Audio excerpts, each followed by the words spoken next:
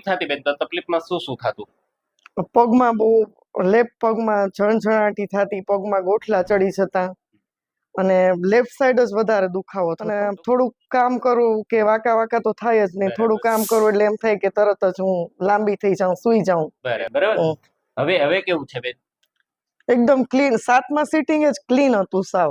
7મા sitting થી આપણે સાવ દુખાવો ને બધી નતો દુખાવો, કારણ કે અત્યારે દિવાળીનું મેં કામ કર્યું પણ હું એકેય વાર આડી નથી પડી કે લાંબી નથી થઈ ગઈ કે પગમાં ચણચણાટી નથી આવી. બધું કામ મેં કોઈ કામ વાળા આગળ નથી કરાવ્યું, બધું કામ મેં જાતે જ કર્યું છે. રાજેશ્રીબેન ને આપણે પૂછીએ કે રાજેશ્રીબેન ને શું તકલીફ હતી બેન? બરાબર. રાજેશ્રીબેન શું તકલીફ હતી બેન? બહુ જ કમરનો દુખાવો હતો અને ઉપર સુધી દુખાવો હતો, ગરદન સુધી દુખાવો થતો. અને આમ તકલીફ થતી બેન તો તકલીફમાં શું થતું?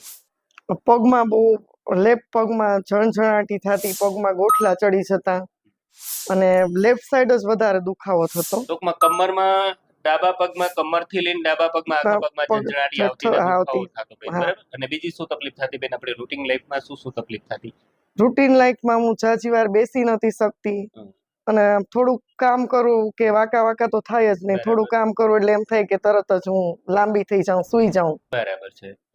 વધારે વાર ઊભું નહોતું રહેવાતું વધારે વાર, તોય તરત આમ અહીંયાથી તરત એમ થાય કે ખેંચાણ આવવા માંડે, એટલે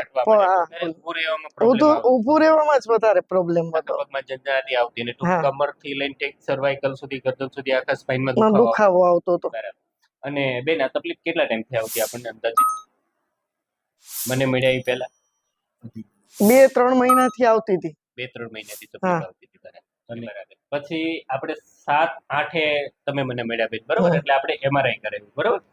હવે એમઆરઆઈ ની અંદર આપણે શું તકલીફ હતી મેં તમને એમઆરઆઈ માં સમજાવ્યું હતું, બટ આપણે બીજી વાર એકવાર રિપીટ કરીએ કે આપણી L4 L5 અને L5 S1 આ બે ગાદી ખસી ગયેલી આવી હતી આપણા એમઆરઆઈ ની અંદર, બરાબર? આ ડિસ્બલ્જ થઈ ગઈ હતી, ટૂંકમાં સાદી ભાષામાં ખસી ગઈ હતી, અમારી ભાષામાં કે ડિસ્બલ્જ. ગાદી ખસીને આપણી ટૂંકમાં ડાબા પગમાં જે મણકામાંથી નસ ઉતરે છે નસ દબાવતું ત્યાં ગાદી ખસી નસ દબાવી દીધી હતી આપણી, બરાબર? હવે આપણે આપણી સારવારથી શું કર્યું બેન? આ ડિસ્ક જે ખસેલી હતી ગાદીને ટૂંકમાં ધીરે ધીરે આપણી ટ્રીટમેન્ટ થઈને અંદર પાછી ગોઠવી અને નસ છૂટી પાડી પગની, બરાબર? એટલે ધીરે ધીરે આપણને પ્રોબ્લેમ સોલ્વ થયો. મૂળ આપણો પ્રોબ્લેમ ગાદીનો હતો, ગાદી ખસીને આપણી નસ મણકામાંથી દબાતી હતી જે પગમાં ઉતરતી હતી, બરાબર? આપણે આપણી સારવારથી ધીરે ધીરે એને ગોઠવી એટલે સારું છે બેન. અને રાજેશ્રીબેન આજે લગભગ તમને 1 2 3 4 5 6 7 8 8મું સેટિંગ આપ્યું બેન, બરાબર? હવે કેવું છે બેન? એકદમ ક્લીન. 7મા સિટિંગ જ ક્લીન હતું સાવ. 7મા સિટિંગ થી આપણે સાવ દુખાવો ને બધી નતો દુખાવો, કારણ કે અત્યારે દિવાળીનું મેં કામ કર્યું પણ હું એકેય વાર આડી નથી પડી કે લાંબી નથી થઈ ગઈ કે પગમાં ચણચણાટી નથી આવી.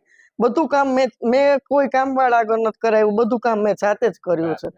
અને ઓલા ઘર થી આ ઘરે ને ઓલા ઘરે બધું વણવાનું બેઠા બેઠા ઈ બધું હું વણી શકીશ. તમારી જાતે બધું કરી? હા, એ બધું જાતે જ વણવાનું, બધું કેટલું બધું અમે બધું ફરસાણ બનાવી, ભલે અમે ફરસાણ વાળા છીએ પણ ઘણું બધું અમે ફરસાણ બનાવ્યું પણ બધું જાતે જ વણ્યું છે. એટલી પૂરીઓ બનાવી, એટલી ચોરાફળી બનાવી પણ બધું જાતે જ વણ્યું છે અમે લોકોએ. કોઈની હેલ્પની જરૂર નથી? ના, હેલ્પની જરૂર નથી પડી એમ. બરાબર. અને ટૂંકમાં તમને તકલીફ નથી આવી તકલીફ તારે એટલી વાર. ના. હવે ટૂંકમાં કેટલું સારું કહી શકો રાજેશબેન?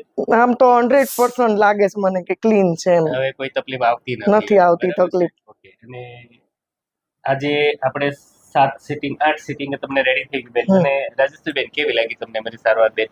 ના, બહુ સરસ સારવાર હતી. બરાબર.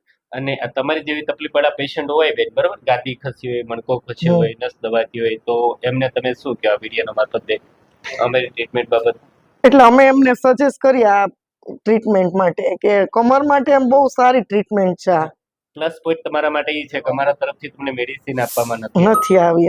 બરાબર. વિધાઉટ મેડિસિનમાં તમને જે નેચરલ ટૂંકમાં જે અલાઇનમેન્ટ બગડ્યું સ્પાઇનમાં એ આપણે સરખું કર્યું, તમને સારું થઈ ગયું, બરાબર? અને રાજેશબેન આ વિડીયો મેં યુટ્યુબ ઉપર મૂકીએ ને બેન?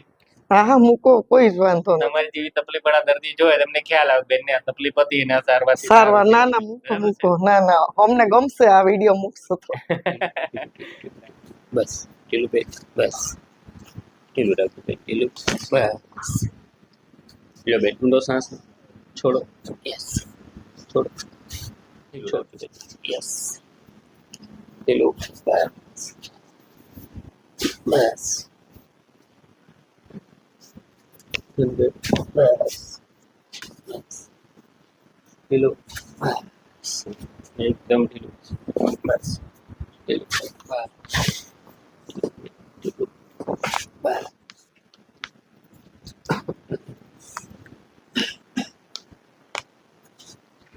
ઢીલું રાખજો કંઈક બસ ઢીલું બસ સમજે ઊંડો શ્વાસ લો છોડો બસ બસ બસ છોડ